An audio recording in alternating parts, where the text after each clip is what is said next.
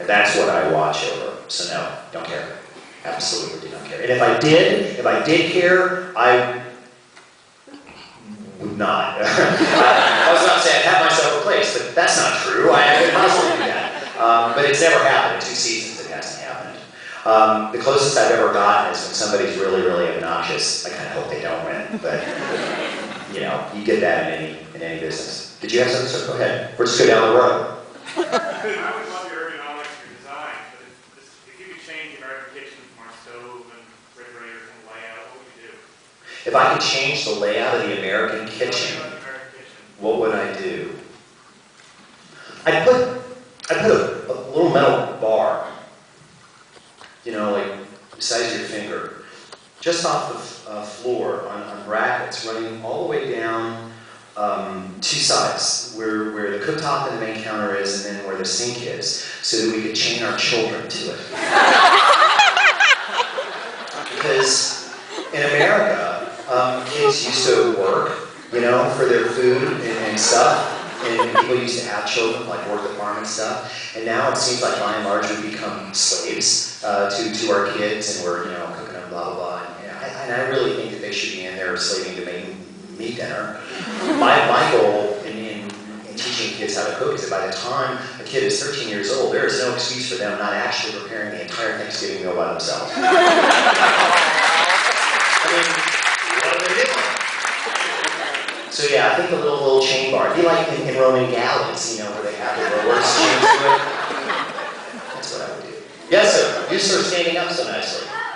And you're one of the ones I would have chained up, I might add. Oh yes. As soon as you got home from school. And in the morning, too, for breakfast. Okay. Eat your dinner now, kid. Come on, put it down. You think your book is as good as your TV show? Do I think my book is as good as my TV show? Well, you mean the new one, Good Eats the Early Years? The thing about Good Eats the Early Years is that in some aspects it's better because I fixed all the stuff that was wrong. One of the reasons for waiting 10 years to write it was to have the kind of retrospection to be able to look back and say, hey, you know, I've learned a lot, what would I do differently?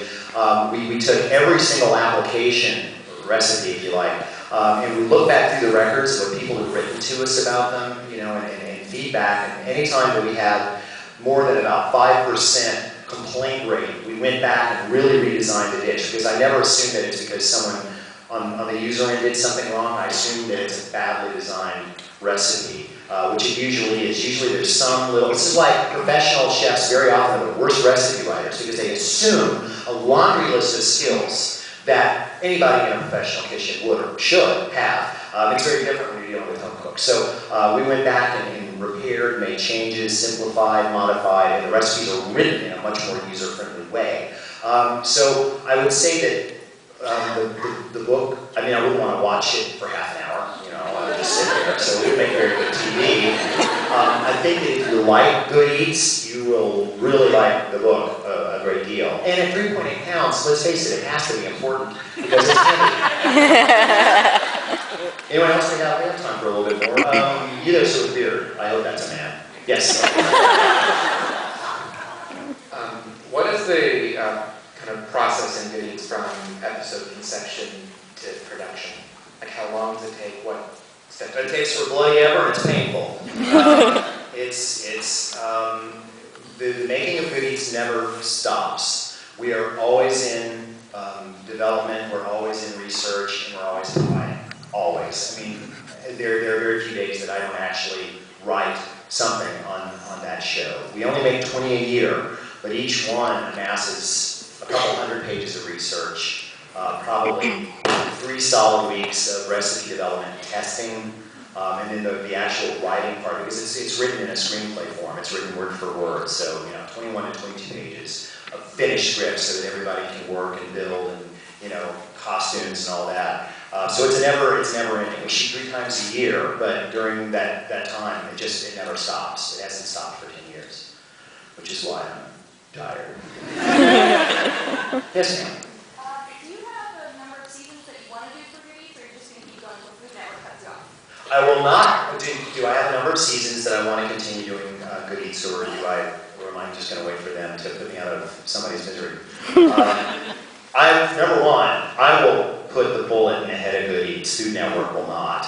The second that I feel that we've peaked, I've already got one bullet in the gun ready to go. I don't know what I'm going to shoot. It's not me, but I'm going to put it down. Our contract takes us through the end of next year. Yeah, we'll see. I don't know. I have to think that the audience will wear out and get sick of me. I don't want it to be one of those things where it's like, every time I turn on Food Network, it's that guy with the glasses.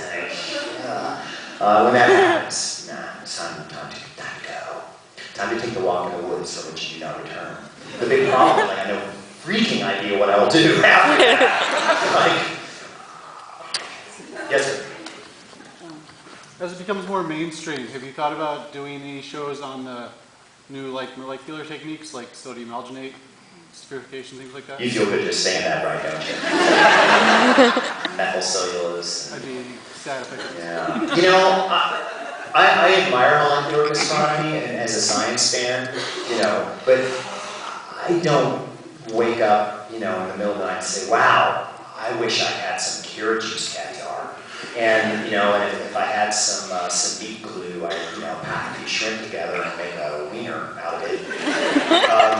Until that stuff becomes readily available in grocery stores, I'm not going to really deal with it on Good Eats. And the only one of those ingredients that I really personally embrace is we've almost always got some liquid nitrogen around, especially in summertime, because being able to whip up ice cream in 30 seconds is a pretty cool trick. Not to mention, you can soak a graham cracker in it and feed it to your dog, and steam jets out of the mouth. That's cool.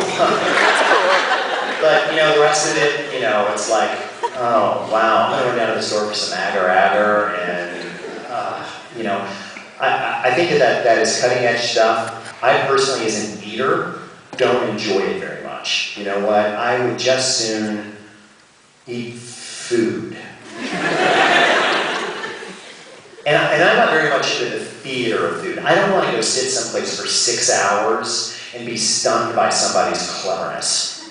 I don't. Matter of fact, I don't really want to know the chef is there. I want the food to be here and the person who's across the table or the people across the table. I want to thank them for the nice salad and the well-cooked steak and be on my way.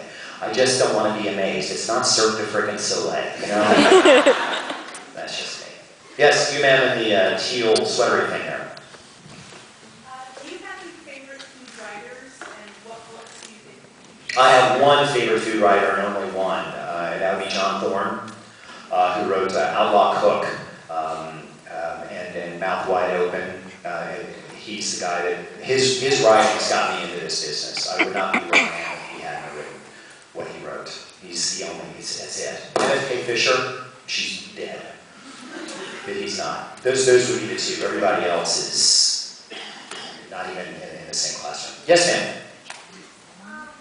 What show do you like doing more? Iron Chef America or Good Eats? What do I like doing more, Iron Chef America or Good Eats? Well, Good Eats is mine. I came up with that. My wife and I went through a lot of anguish to get that show and to have that show, so that's always going to be my first love. Doing Iron Chef America is always a big education for me. I have to study really hard to do those shows, and I'm always amazed at, I always learn a lot doing them. So for me, it's like continuing education. It's like going back to school. And I keep imagining they're probably going to figure out that I'm actually not terribly good at it. But they haven't yet, so I'll keep doing it. But it's really a much harder kind of job, but it's good to learn. But which is my favorite? Yeah, Good Eats, sure. And Good Eats is mine, so I like it best. Yes? Are we ever going to see Good Eats live, like the tour? You might. You might see a tour. You might see a tour in 2011. Yeah, you might. Come into a college town near you.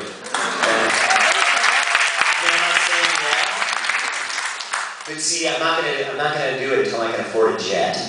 I'm a pilot and flying myself on this book tour, but propeller. It takes a long time to get anywhere. Jet. Yes, sir. I would like to know the dish that made